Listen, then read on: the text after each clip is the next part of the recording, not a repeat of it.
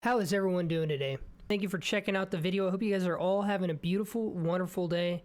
We're going to be going over the new DLC for Wonderlands. This is very exciting. It is the first real update to the game, and there is much to discuss. The name of the DLC is going to be Coiled Captors, so it's going to be the first of 4 drops. It is going to be dropping April 21st. That's in 2 days, everybody. Very exciting stuff. We are going to see ourselves travel to Dreamville Overlook, just outside of Brighthoof on the overworld, and we are going to go travel through Vesper's first Mirror of Mystery. This video isn't going to be your standard overview discussing the DLC. I want to get my opinion out there. I want to see what you guys think. These are my thoughts on how the mechanics of the new DLC is going to work. So as we know, it's going to be a dungeon. There's going to be an enemy at the end, a boss. His name's going to be Chum. Each week he's going to progressively get harder. He's going to have 4 different forms. He's going to learn new abilities, and he's going to be tougher to kill. The very interesting thing to me is the new currency is called Lost Souls. It's just like the crystals from the Chaos Dungeon, and that is what you use to spin the Wheel of Fate.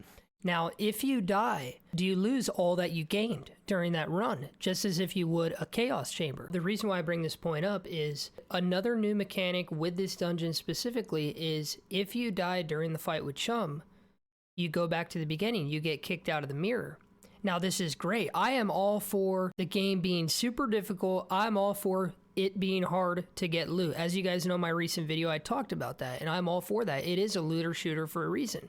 But if you die permanently and go back to the beginning and you lose your crystals as if you were doing a chaos run and you died, how is this going to be beneficial for some of the community who struggles with being able to finish or kill end bosses, especially by week 4 when Chum is increasingly difficult?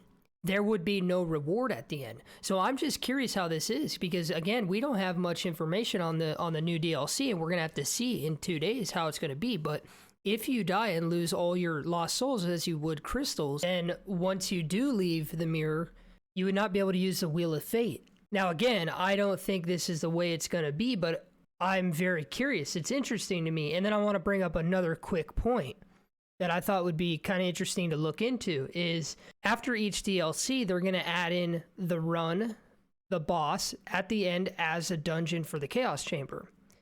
But Chum has 4 different forms.